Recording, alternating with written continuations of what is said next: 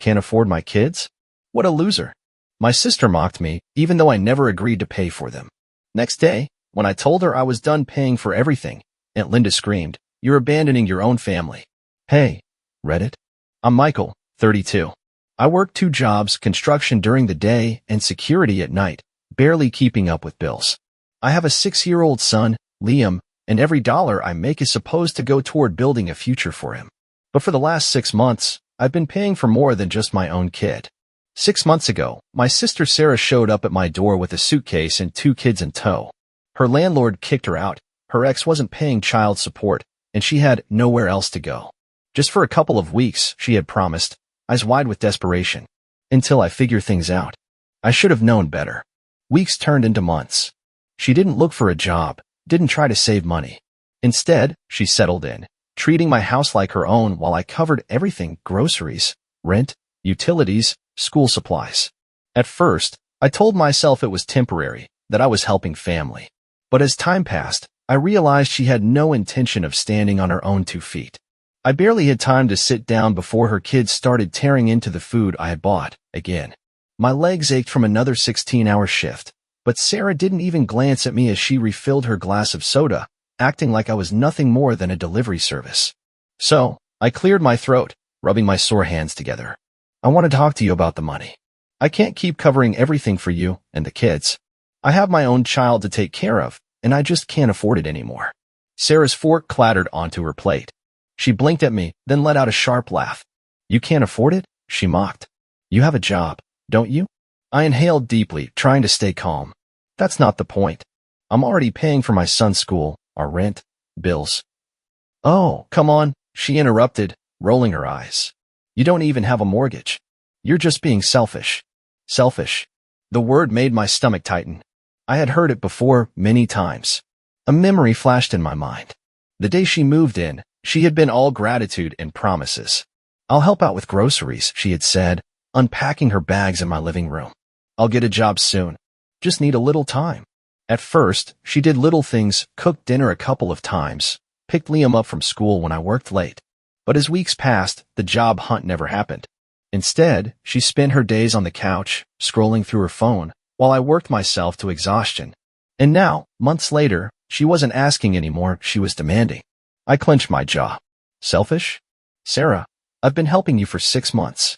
Groceries, school supplies, daycare. And now you expect me to cover extracurriculars, tutors, new clothes every season. When does it stop? Her voice rose. When does it stop? When I don't need it anymore? That's what family does, or at least that's what real brothers do. I exhaled sharply, gripping the edge of the table. Sarah, I never agreed to raise your kids. They're not mine. That's when she smirked. That cruel little smirk I'd seen too many times before. She leaned forward, voice dripping with mockery. Can't afford my kids? What a loser. Her words hit me like a slap. But the worst part? The kids were right there, listening, watching. And that was the moment I decided enough was enough. After that dinner, I barely slept. I tossed and turned, replaying Sarah's words in my head. Can't afford my kids? What a loser. I had spent half a year keeping a roof over her head, feeding her kids, and making sure they had everything they needed. And that was the thanks I got? She didn't just feel entitled to my help, she thought it was my duty. By the time my alarm rang at 5 a.m., my exhaustion had been replaced with something else, cold, hard realization. I had let this happen. How it got this bad. Sarah wasn't always like this. Or maybe she was, and I just didn't see it. Growing up, our family was far from rich. Our dad worked as a mechanic, and our mom took part-time jobs here and there, but money was always tight. I got my first job at 15, bussing tables at a diner, while Sarah got to focus on school. The difference was clear early on. I was expected to work for what I wanted, while Sarah was used to getting things handed to her. When she got pregnant with her first kid at 22, my parents stepped in to help. When she had her second, they stretched their budget even thinner. And when their health started declining, Sarah's help turned into a constant string of requests. Just this once, Mikey. I promise I'll pay you back. That was 4 years ago. At first, I didn't mind. It was small things, covering a bill here, buying groceries there. Then it was daycare fees. Then rent. Then school clothes for the kids. And before I knew it, I was the one responsible for keeping her afloat. And she never, not once, said thank you. Instead, she acted like it was expected, like I owed her for simply existing. And I let her. The breaking point. That morning, I got up, pulled on my work boots, and left without a word. I wasn't ready for another argument. But when I got home that evening, Sarah was waiting. "Michael, we need to talk," she said, arms crossed. I sighed, already exhausted. "About what?" She scoffed. "About what you said last night. You embarrassed me in front of my kids." I blinked. "You embarrassed yourself. They're scared now, thinking we won't have food or a place to live," she continued, as if I was the bad guy here. I pinched the bridge of my nose. "Sarah, I never said I was kicking you out. I said I can't pay for everything anymore." "Same thing," she shot back. "If you stop helping, how are we supposed to survive?" "You get a job," I said simply. Sarah rolled her eyes. "It's not that easy. I have 2 kids. What do you expect me to do? Work at a grocery store for minimum wage?" I stared at her. "Yes, actually." She laughed. "Unbelievable." And then, in that moment, I realized she had no intention of ever working. Not because she couldn't, but because she didn't want to. Why would she? She had me. "You know what, Michael," she said, shaking her head. "I always knew you were selfish, but this? You're abandoning your own family. If Mom and Dad were still here, they'd be ashamed of you." That was it. That was the final straw. I felt my hands clench into fists, but I forced myself to stay calm.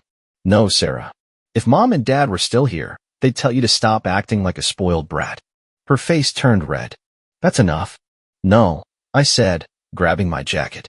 "I'm done with this." And for the first time in my life, I meant it.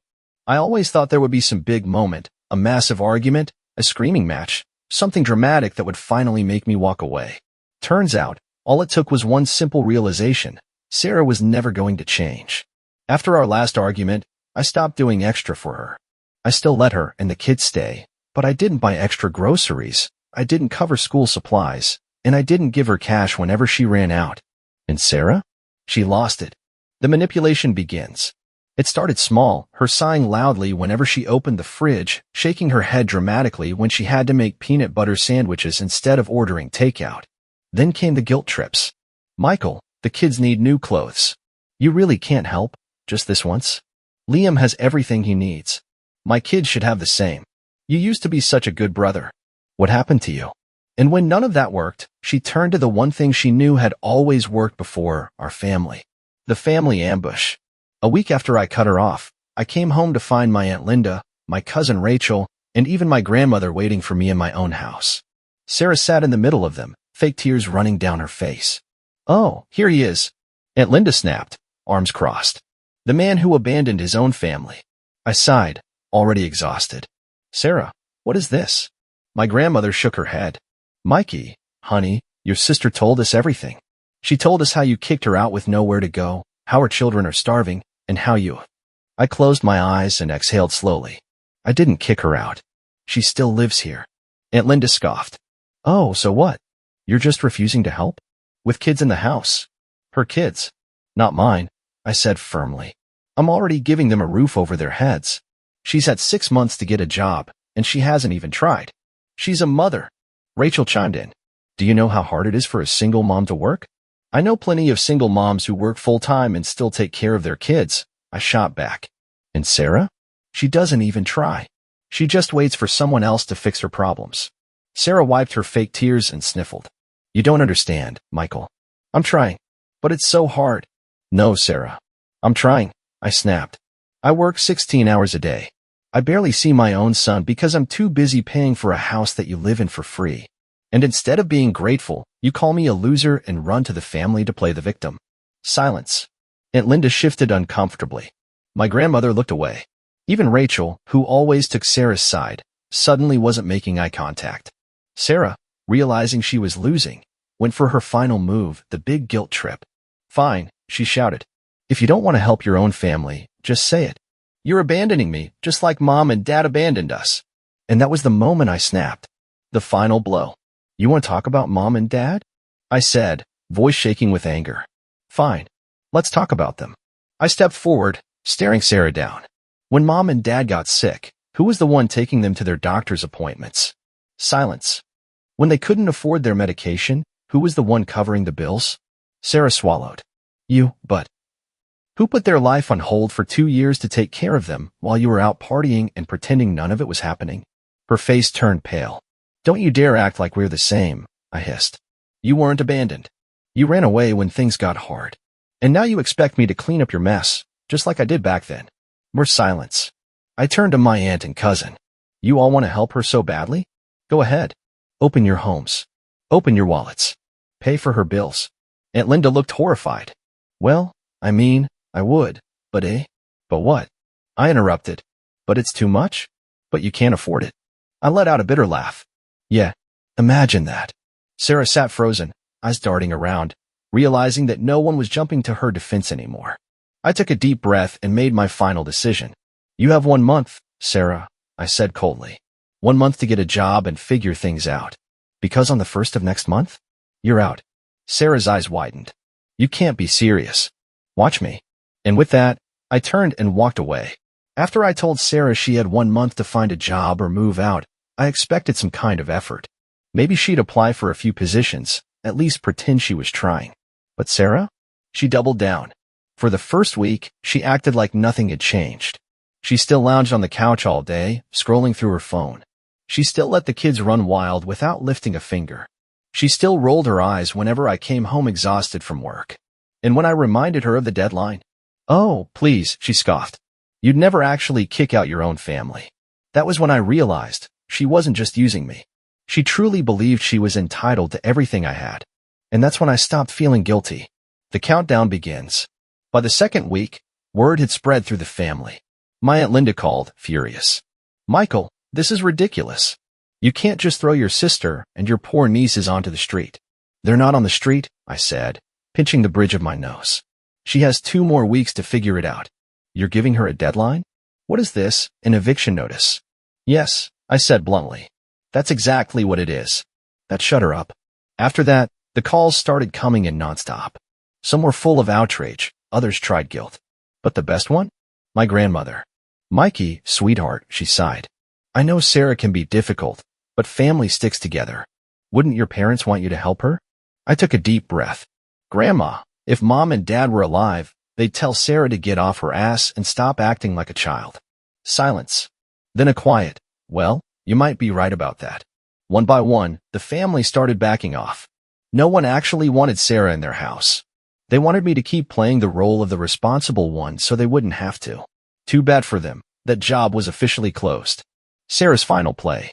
By the 3rd week, Sarah started panicking. At first, she tried being nice.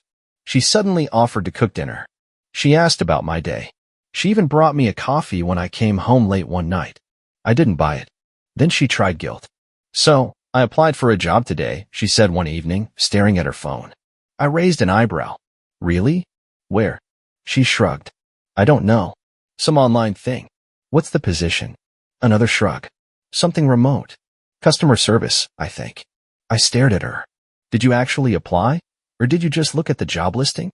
She glared at me. "Oh my God, why are you interrogating me?" "At least I'm trying." I sighed. "You have 1 week left, Sarah." She huffed and stomped off like a child. And then, the final stage, anger. A few days later, I came home to find her pacing the kitchen, furious. "I can't believe you're really doing this," she screamed the moment I walked through the door. I tossed my keys on the counter. "Doing what, exactly?" "Kicking out your own family," she shrieked. I exhaled. "Sarah, I gave you a month." "A month? A month is nothing," she yelled. "Do you know how hard it is to find a job? To find a place to live?" I crossed my arms. "No harder than working 2 jobs to support other people's kids for 6 months. That shut her up for a second. But then her eyes narrowed. "You're a monster." I laughed. "I'm a monster for expecting you to act like an adult?" "You're ruining my life," she screamed. "No," I said, voice steady. "I'm finally forcing you to take responsibility for it." And for the first time, Sarah had no response. Moving day. The night before the deadline, Sarah tried one last trick. I was in my room when I heard soft knocking on my door. "Michael." I sighed. "What's Sarah?" The door cracked open. She stood there, looking small, like the little sister I used to protect. "Are you really making me leave?" she whispered. I nodded.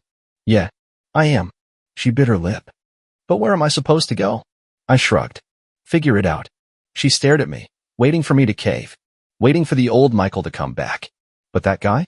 He was gone. She turned on her heel and slammed the door. The next morning, I left for work early. I didn't want to be there when she left. When I came home, the house was quiet. Sarah was gone. No note. No text. Nothing. I checked her room, empty. The kids' things gone. For the first time in 6 months, my house actually felt like mine again. I sat on the couch, let out a long breath, and closed my eyes. It was over. Epilogue, a message from Sarah. A few days later, my phone buzzed. Sarah, I hope you're happy. The kids are miserable. I don't know how you sleep at night.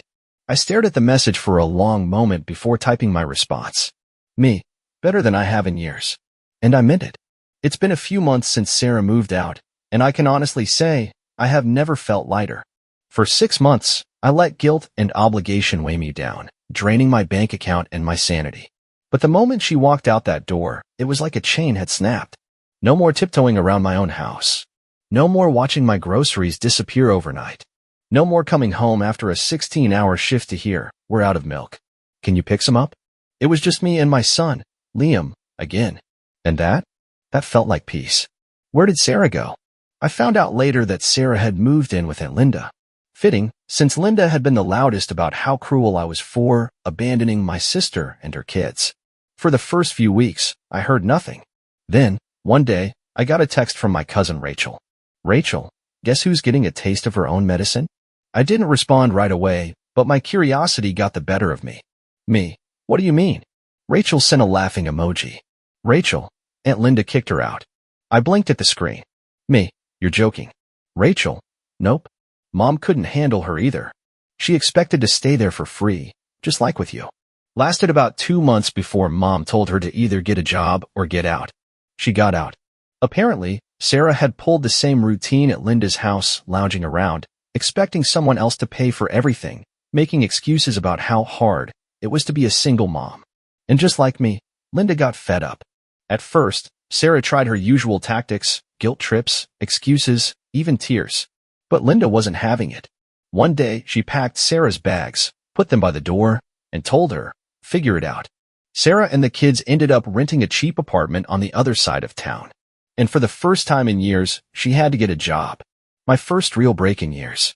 Without Sarah and her kids draining my finances, I finally had some breathing room. I took Liam to the zoo for the first time in over a year. We had a real father-son day, ice cream, feeding giraffes, laughing until our stomachs hurt. I fixed up my car instead of dumping more money into someone else's bills. I even started saving for a down payment on a house, a place that would be ours, not one where I had to house freeloaders. And the best part? I wasn't constantly exhausted anymore. When you stop carrying weight that isn't yours, you finally realize how heavy it was. Sarah's last attempt at manipulation. A month after she moved out, Sarah texted me. Sarah, I hope you're happy. The kids miss you. You didn't just abandon me, you abandoned them too. I stared at the message for a long moment before replying. Me, I didn't abandon them, Sarah. I abandoned you. She didn't respond. Final thoughts. For years, I let Sarah treat me like a wallet instead of a brother. I let her take advantage of my kindness, my guilt, my sense of responsibility. But family isn't about using each other. Family isn't about making one person sacrifice everything while the other sits back and takes. Sarah thought I would always be there to clean up her messes. She thought I'd always be too guilty to say no. But the truth is, the second I stopped letting her take advantage of me, she figured it out on her own. She always could take care of herself. She just didn't want to. And that's the biggest lesson I learned. People will take from you as long as you let them. But the second you stop giving, they'll figure out how to survive without you. And you'll finally get to live. Final update. I honestly didn't think my post would get so much attention. I figured a few people might comment, maybe share their thoughts, but the overwhelming support and even the criticism caught me off guard. Reading through everyone's responses made me realize just how many people have been in similar situations, dealing with entitled family members and struggling to set boundaries. I wanted to take some time to acknowledge both the support and the criticism I received because, trust me, I saw all of it. The supportive comments. A lot of people reassured me that I did the right thing by standing up for myself and putting my son first. Many pointed out that Sarah had every opportunity to find work and contribute, but instead chose to do nothing. Others shared their own experiences of being used by family members and how hard it was to finally break free from that cycle. A few single parents even commented, saying that they work full-time jobs while raising their children without expecting handouts. That really hit home for me because it proved that Sarah wasn't struggling due to bad luck. She was struggling because she refused to help herself. Some people were especially angry about the fact that Sarah insulted me while eating food I paid for, and honestly, that was my breaking point too. It was the moment I realized she didn't just expect my help, she thought she deserved it, no matter how much it drained me. And then there were the people who just wanted to know what happened after Linda kicked Sarah out. To those of you who asked, yes, Sarah was forced to get a job. From what I heard, she's working retail now, long hours, minimum wage, and she hates it. But that's life. She finally has to take responsibility for herself. The criticism. Of course, not everyone agreed with how I handled things. Some people thought I was too harsh, that I should have given Sarah more time or at least continued helping for the sake of the kids. I get that. I really do. The idea of kicking out children isn't something I took lightly. But at the end of the day, Sarah is their parent, not me. It was never my job to provide for them. Others argued that life is expensive and not everyone can just find a job so easily. And while I understand that, I also know that Sarah never tried. If she had put in even the smallest amount of effort, I wouldn't have been forced to take such a drastic step. There were also comments saying that 1 month wasn't enough time for her to get back on her feet. But the truth is, she had 6 months of completely free housing before I gave her a deadline. If she had been looking for work during that time, she wouldn't have needed any extra help. The 1-month deadline was just me finally holding her accountable. Some people accused me of abandoning my family, saying that I should have continued supporting Sarah no matter what. But to those people, I ask, at what point would it have been enough? Another 6 months? A year? 5 years? There was no end in sight. If I hadn't drawn a line, she would have continued taking from me forever. Final thoughts.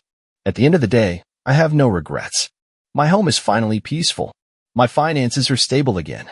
Most importantly, I have more time and energy to spend with my son, who deserves a father that isn't constantly exhausted and stressed out. Sarah made her choices. I made mine. And for once, I chose me. Thanks again to everyone who shared their thoughts, whether you agreed with me or not. This whole experience has taught me an important lesson. Families should support each other, but that support should go both ways. For the first time in a long time, I feel free.